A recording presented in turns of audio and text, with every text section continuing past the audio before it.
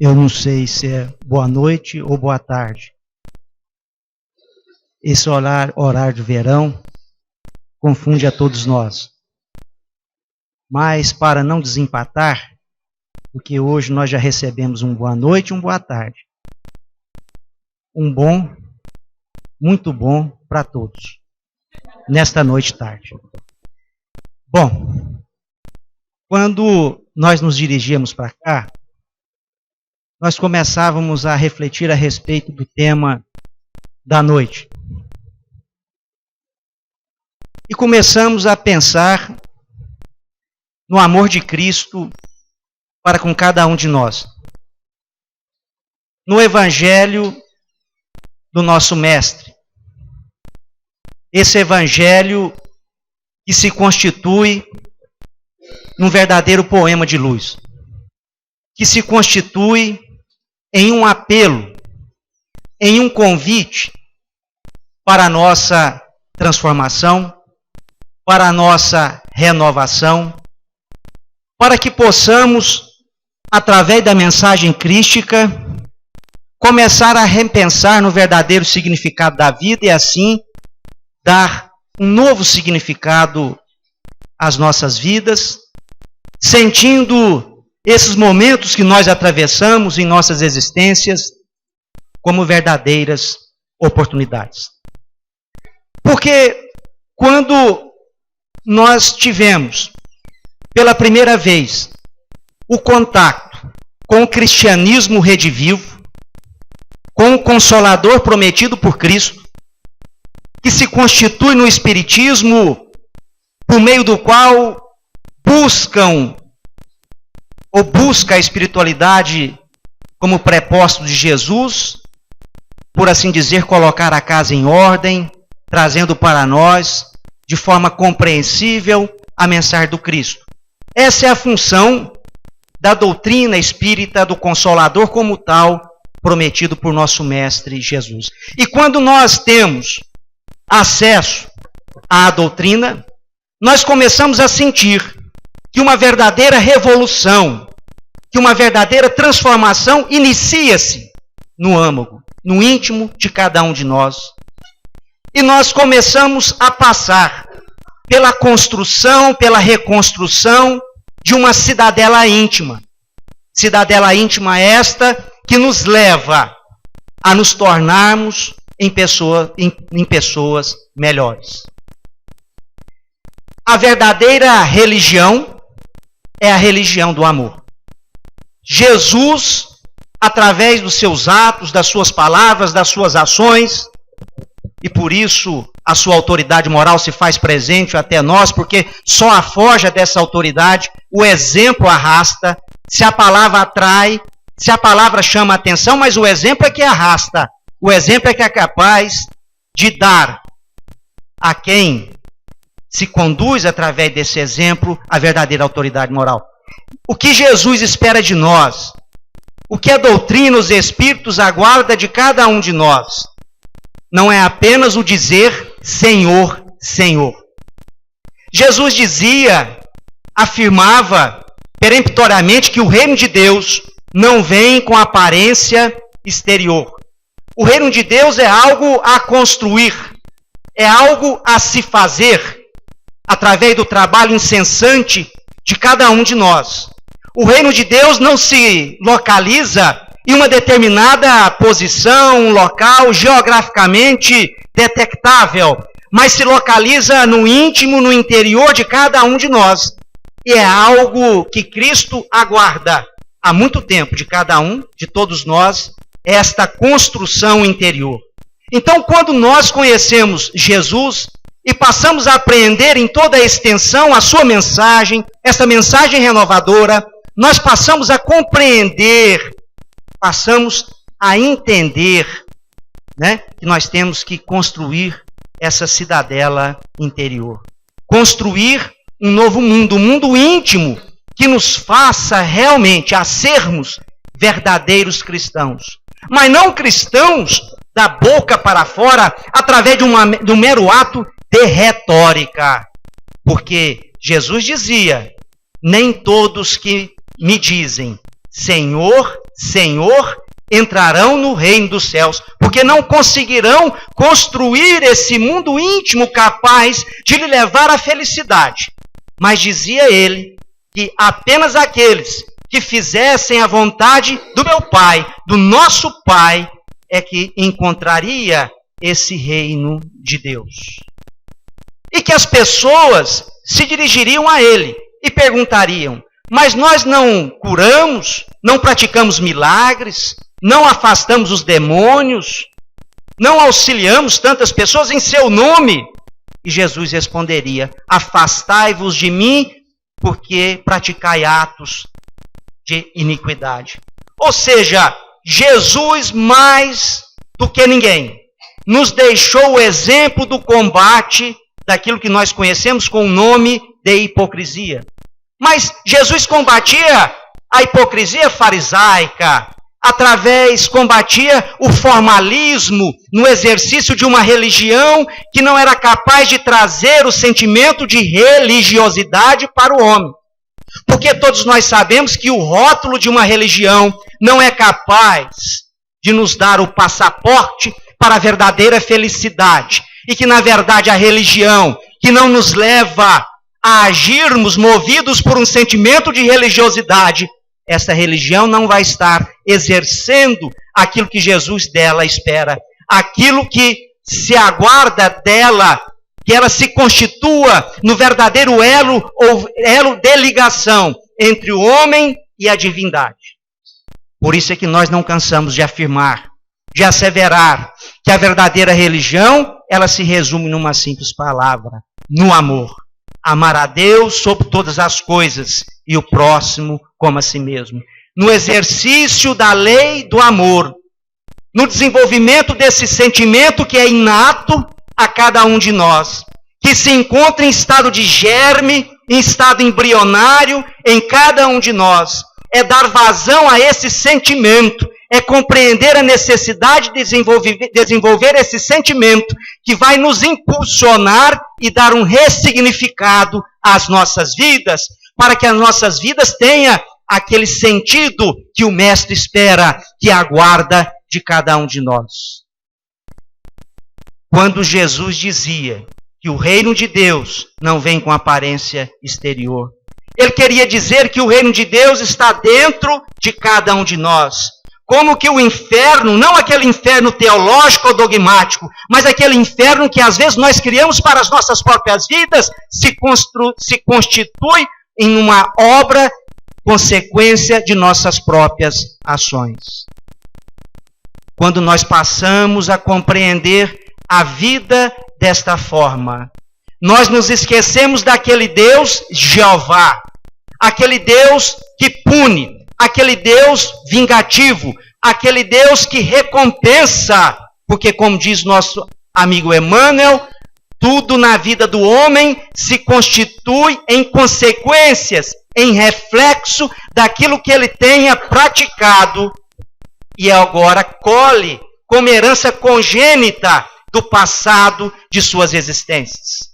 E se hoje nós temos consciência, caríssimos amigos, desta realidade, se nós sabemos que somos artífices de nossas próprias existências, somos artífices de nossas próprias vidas, esculpimos os nossos próprios destinos, por que não dar vazão a esse sentimento, a essa necessidade de transformação, de renovação íntima, para que no futuro nós possamos colher esta tão anelada e desejada felicidade que hoje nós tanto perseguimos e nem sempre perseguimos nos caminhos mais adequados para todos nós.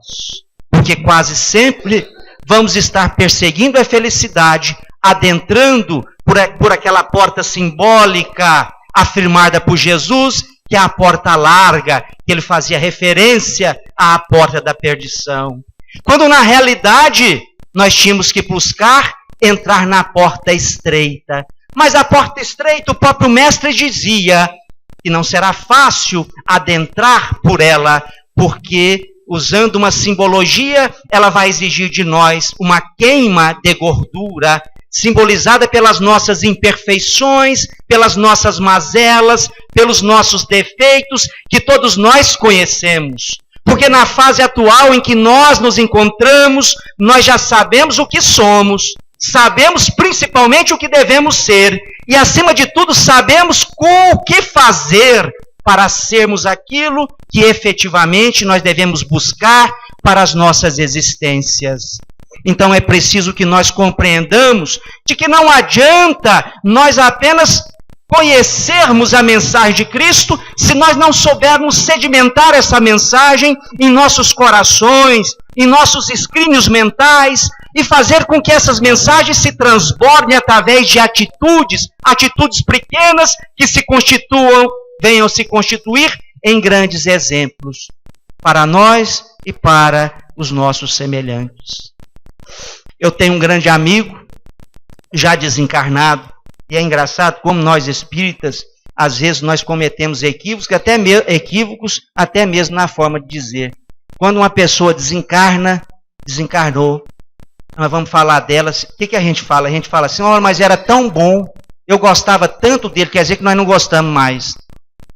Quer dizer, a vida é algo do qual nós jamais poderemos fugir.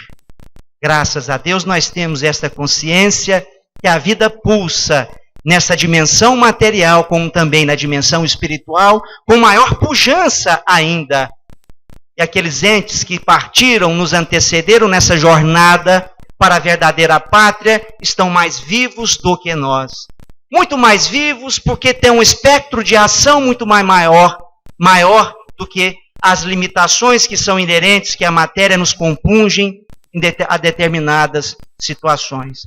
Então se nós temos esta consciência, não basta a consciência, é necessário que nós coloquemos esta consciência em ação. A consciência de cada um em ação, fazer com que o conhecimento venha a operacionalizar a nossa mudança, a nossa transformação. É isso que Jesus queria dizer quando falava, nem todos que dizem Senhor, Senhor, porque os fariseus assim agiam. E nós, às vezes, agimos desta forma. Nós aqui hoje nos encontramos, aqui no centro, nesse ambiente em que nós sentimos os eflúvios auridos do plano superior espiritual. Mas o nosso grande desafio, é um desafio individual de cada um de nós, é nós sermos lá de fora, na sociedade em que nós vivemos, perante os nossos familiares, os nossos amigos, aqueles que nos consideram seus desafetos, nós sermos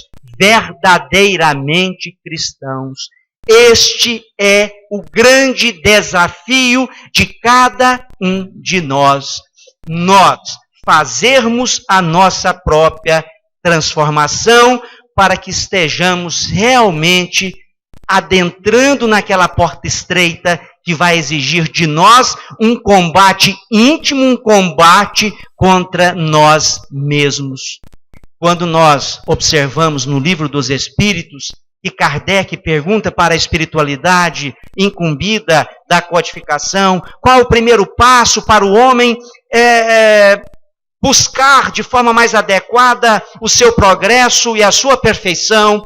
A espiritualidade responde de forma didática e objetiva para Kardec e responde para nós, conhece-te a ti mesmo.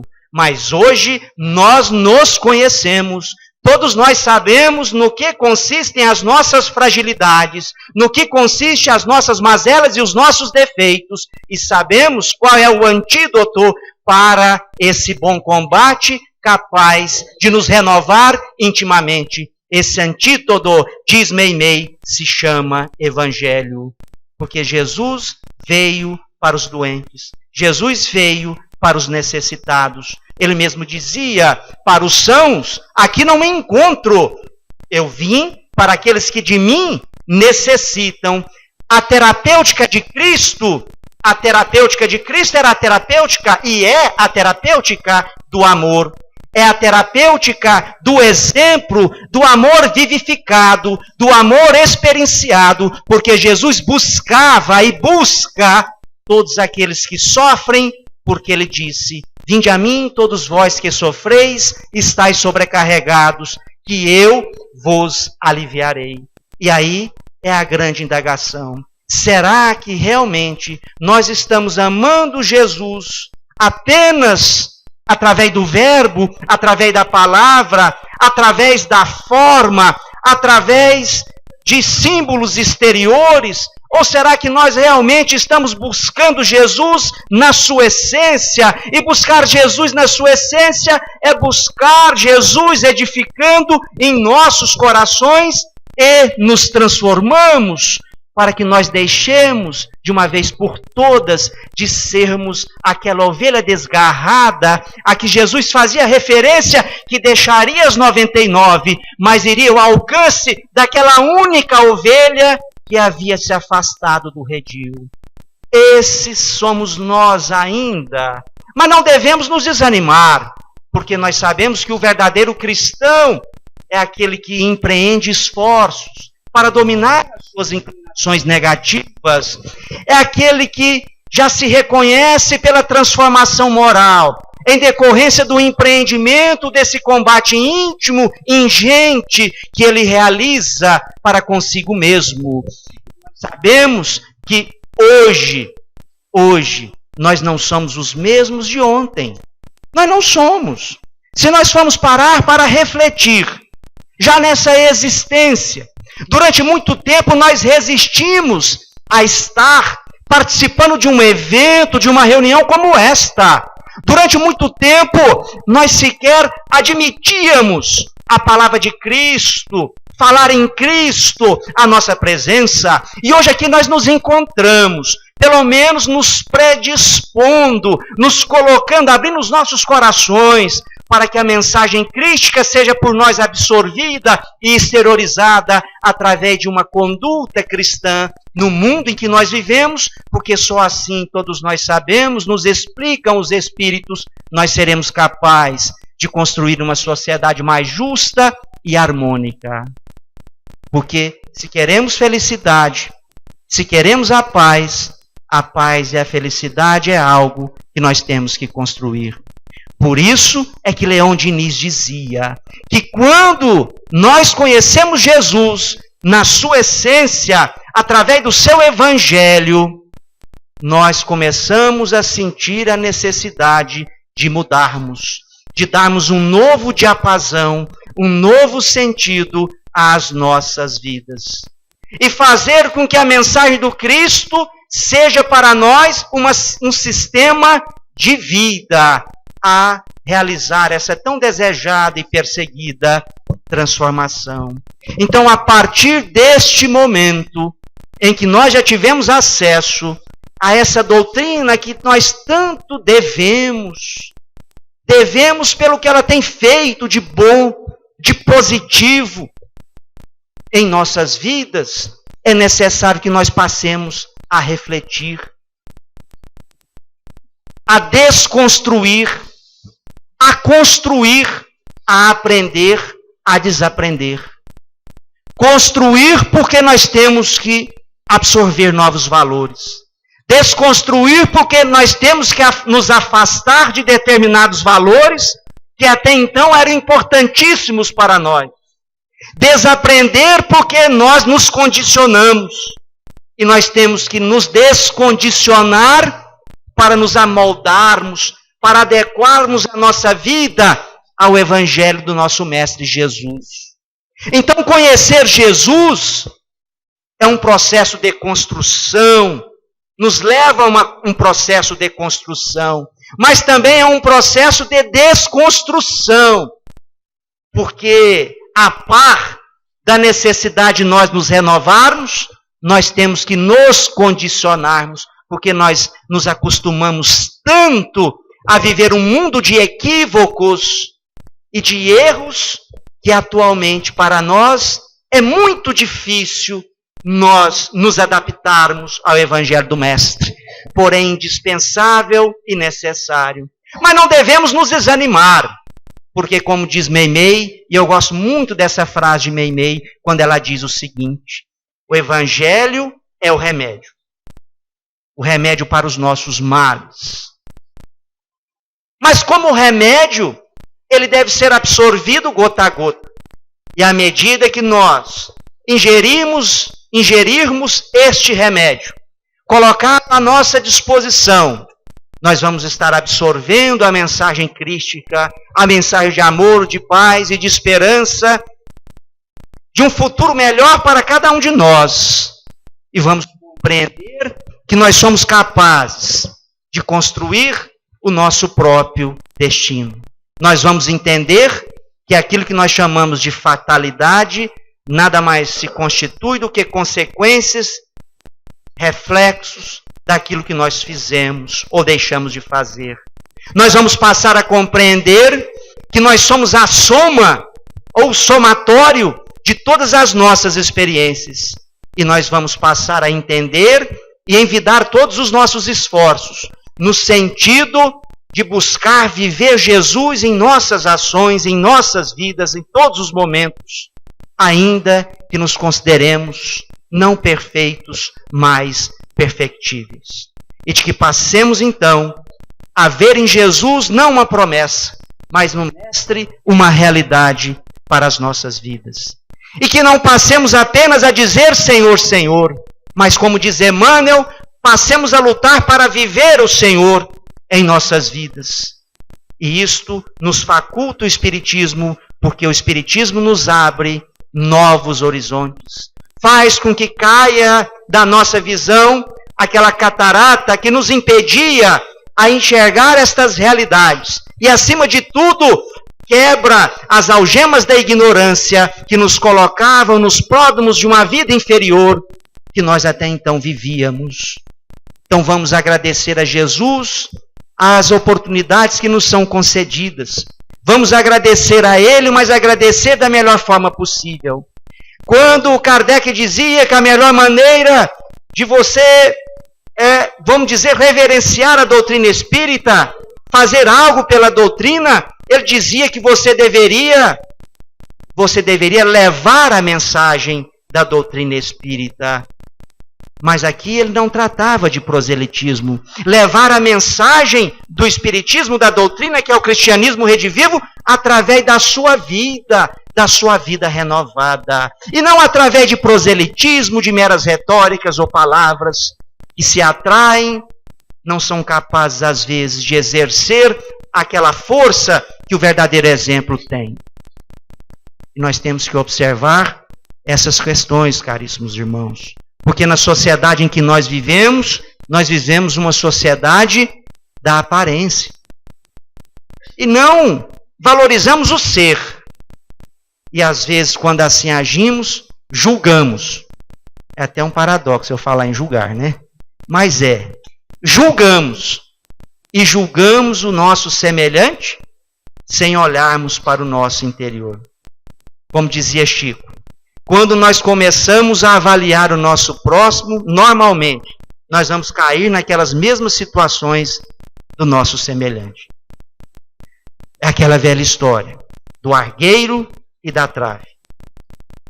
Jesus combatia a hipocrisia, mas com amor, com um exemplo, nos concitando para consubstanciarmos as nossas ações através por meio daquilo que nós já aprendemos e sabemos.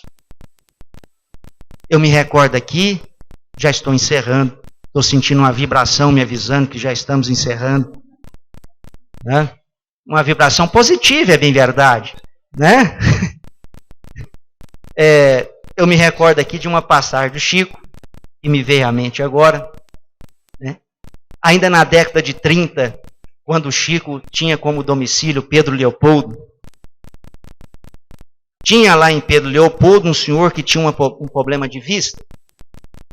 Ele não enxergava e ele mendigava.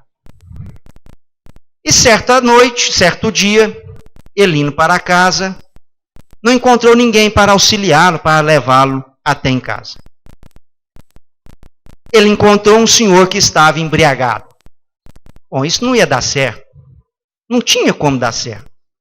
Né? Alguém com problema de visão conduzido por alguém que estava embriagado. E não deu.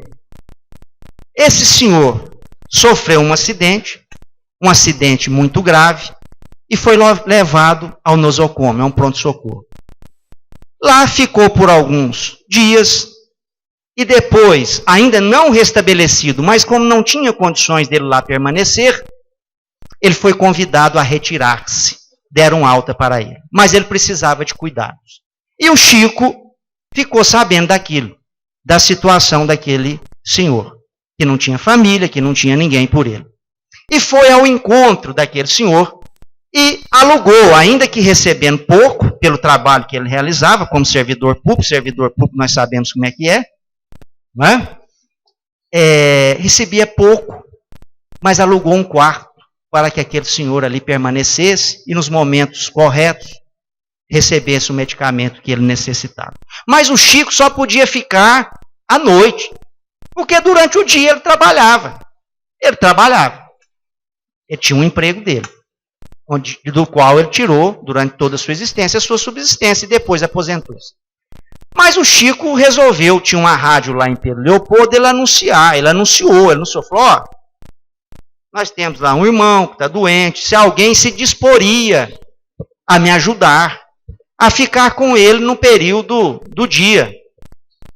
E aí colocou esse anúncio. E vai semana, e vem semana, e ninguém aparece, o Chico preocupado com aquela situação. Depois de 3 semanas apareceram 2 senhoras. Eram meretrizes. Habitavam em prostíbulo. Eram discriminadas. Sofriam preconceito. E ali estavam aquelas 2 senhoras. E o Chico foi levado por uma emoção muito grande, as abraçou e agradeceu pelo fato delas ali estarem para ajudar aquele próximo. E elas ficaram por um longo período se revezando, ajudando aquele semelhante. Elas eram criticadas, elas eram adjetivadas pela sociedade local. Eram julgadas, porque aqueles que a julgavam não compreenderam em toda a sua extensão a violência que Maria de Magdala praticou consigo mesmo para converter-se ao cristianismo. O amor que ela tinha pelo seu próximo. E ali elas permaneceram. E quando ele restabeleceu-se, o Chico, aquelas 2 senhoras e aquele senhor fizeram uma prece comovida, agradecendo a Deus aquela oportunidade que eles tiveram de auxiliar o seu semelhante. A pergunta que nós fazemos é a seguinte: quem nessa história eram verdadeiramente cristãos? A sociedade que objurgava, que criticava aquelas senhoras? Ou aquelas senhoras que ali foram ao encontro das necessidades do próximo? Terminada aquela singela reunião, aquelas 2 senhoras viraram para o Chico e disseram: olha, Chico, durante todo esse período que nós estivemos aqui, gozando da sua presença, da sua companhia, com nosso irmão Felipe, que era o doente, nós sentimos uma necessidade muito grande de mudarmos, de renovarmos, de nos tornarmos outras pessoas. Nós vamos largar essa vida. Nós vamos dar um novo sentido às nossas vidas. Nós vamos para Belo Horizonte e vamos deixar para trás esse nosso passado e vamos fazer como você sempre dizia nas suas colocações, buscar ter como exemplo Paulo de Tarso, que ao encontrar-se com Cristo, mudou de jornada e foi ao encontro do nosso Mestre Jesus. E aquelas 2 senhoras foram embora, mudaram de vida, uma formou-se em enfermagem, a outra arrumou um emprego digno, e Chico adquiriu, a partir daquele momento, 2 grandes amigas que nunca mais esqueceram deles. E aí nós perguntamos, quem realmente teve um exercício cristão? Aqueles que se diziam exteriormente serem cristãos, ou aquelas aquelas duas senhoras que sofriam todo tipo de preconceito, mas que tinham amor no coração. Mas esse amor era mal canalizado, porque nós não estamos em condições de apontar o argueiro quando normalmente nós ainda somos portadores de uma trave. E se nós assim agirmos, nós vamos estar amando Jesus apenas exteriormente. Como Jesus dizia, esses homens me honram apenas pelos lábios, mas não me têm no coração. Que nós possamos amar Jesus em coração, em pensamento e em ação. E de que a sua mensagem seja para a nossa vida um verdadeiro exemplo a qual nós devemos nos agarrar. Como um nau se agarra à tábua da salvação, para dar um novo sentido, para nós percorrermos um novo trajeto, em busca da transposição daquela porta estreita que está a exigir de nós apenas, então somente, que busquemos amar o nosso Mestre Jesus. Que Jesus nos abençoe, que Jesus nos ilumine, nos fortaleça, compreendendo as nossas fragilidades, para que possamos enfrentar as dificuldades da vida com galhardia, com espírito cristão, compreendendo que vida é experiência e experiência é oportunidade. Que assim seja.